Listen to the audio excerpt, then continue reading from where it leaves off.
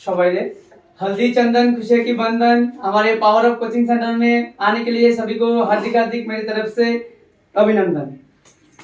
तो आज के खूब एक खुशिर दिन स्पेशली आमार एवं आमार स्टूडेंट एवं आपनेदेरो কেননা স্যারের সাথে আমার বিগত প্রায় 4-5 বছর 7 বছরের মতন হয়েছে যে স্যারের সাথে আমার দেখা সাক্ষাৎ নাই, কারণ স্যার এখানে নাই, স্যার বেঙ্গালুরুতে ছিল।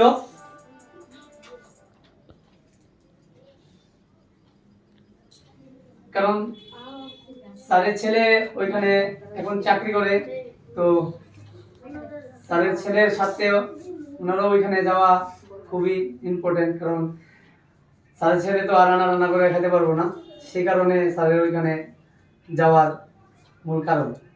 না হইলে তো এখানে থাকতো, আমরা আরো অনেক সাপোর্ট করতো, তারপরও ওইখান থেকে আমরা যা সাপোর্ট করে অনেক।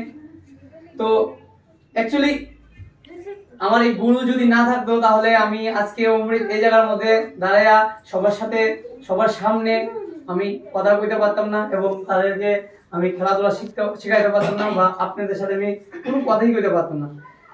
এই গুরুর কারণেই আজকে আমি এই জায়গায়। সর্বপ্রথম বলে না যে মক্কা, স্যারের হাজারো হাজারো স্টুডেন্ট ছিল, সব স্টুডেন্টদের কাছে মক্কা ছিল, কিন্তু সবাই ওই মক্কাটাকে ধরতে পারে না। সেই মক্কাটাকে ধরতে পেরেছি আমি, সেই গুরুর আশীর্বাদে আমি ধরতে পেরেছি। কেননা ওই গুরু যদি আমাকে আশীর্বাদ না করতো, ওই গুরু যদি আমাকে একটা সুযোগ না দিত, তাহলে আজকে আমি এই জায়গায় যেতেও পারতাম না। আমি কোনোদিন এই যে বললাম যে আগে যে আপনাদেরকে অনেক কিছু আমি বুঝালাম যে কুয়ার ব্যাঙ আর সমুদ্রের ব্যাঙ, ওই ব্যাঙের মধ্যে অনেক তফাৎ। আগে ছিলাম আমি একটা কুয়ার ব্যাঙের মধ্যে থাকতাম, আমার স্যার আমাকে ওই সমুদ্রের ব্যাঙের গল্প বুঝানোর পর আমি বুঝলাম যে না, অ্যাকচুয়ালি বাইরের যে সমুদ্রটা, ওই সমুদ্রটা খুবই বড়, আর ওই সমুদ্রটা মধ্যে আমি পড়েছি বলেই আমি সবকিছু বুঝতে পেরেছি বা জানতে পেরেছি। বললো চল মাঠে খেলতে যাবি কি, আমি বললাম যাবো, চলো যাবো। তো গিয়ে দেখি যেটা আমার ছোটবেলা থেকে, যে সময় আমি ক্লাস 1 আমি ওয়ানে থাকতে যাওয়া হয়েছে, ওই সব কথা আমার এখনো মনে আছে।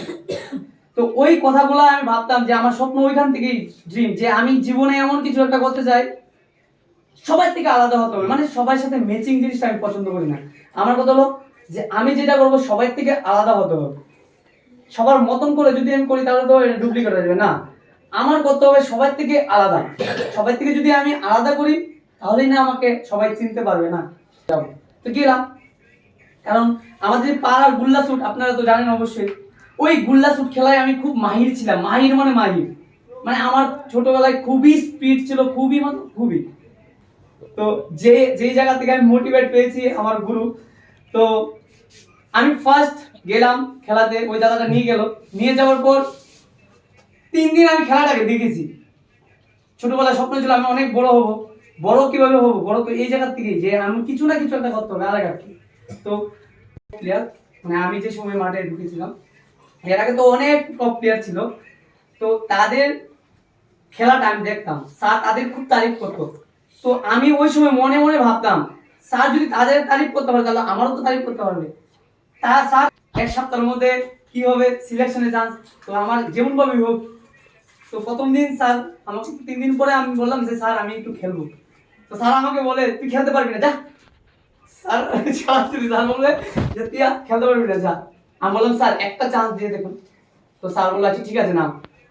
আর যে সময় আমি মাঠে নেমেছি এত স্পিডে দৌড়িয়েছি, মানে কি বলবো। ওই দূর দেখে স্যার আমাকে মোটিভেট করছে ওই সময় যে এই ছেলেটা এতদিন কোথায় ছিল, ওর মধ্যে এত স্পিড, আরে ওই ছেলেটা গুলির মতন দৌড়ায়। ওই যে একটা নাম পড়েছে না, এই গুরু যে আমার নামটা রেখেছে, এটাতে আমি ধন্য। আজকে যদি এই নামটা সত্যি আমাকে না রাখতো তাহলে আমি মোটিভেট হতাম না। এই যে গুল্লি রেখেছে, আলাদা একটা নাম রেখেছে, কি কারণে? স্পিডের কারণে। আমি ওই স্পিডটাকে ফলো করে গেছি। স্যার সবাইকে সিলেকশন দিয়েছে, তো আমাকে তো আর দেয়নি, কারণ আমি নতুন, এটা স্বাভাবিক। আমাকে কি বলে দেবে, আমার কান্না এসে গেছে, সত্যি আমার চোখে জল এসে গেছে। তো স্যারের একটা মানে স্যারের রুম ছিল, স্কুল রুম তো স্পোর্টসের রুম থাকে আলাদা, তো সবাই চলে গেছে, তো আমি একটু মানে চালাক ছিলাম, তো আমি সবাই লাস্টে থাকতাম থেকে সবাই দেখেছি সবাই বেরিয়ে গেছে, যার যার জন্য চলে গেছে। তো স্যার তো সবসময় একটু সবাই লেটে যাবে, 7টার সময় স্যার যাবে, তো আমি দাঁড়িয়ে আছি, যে সবাই চলে গেছে, কারণ সবাই সামনে পায়ে তোলাটা কেমন কেমন লাগে না। তো গেলাম, যাওয়ার পরে স্যারের পায়ে ধরেছি, স্যার আমার যেরকম হবে মানে একটা চান্স দিতে হইব। স্যার বললো যে না না না তুই পারবি না, তো তুই মাত্র কয়েকদিন। আমি বলি, স্যার একটা সুযোগ দেন। তো স্যার বললো পারবি? আমি বললাম হ্যাঁ স্যার।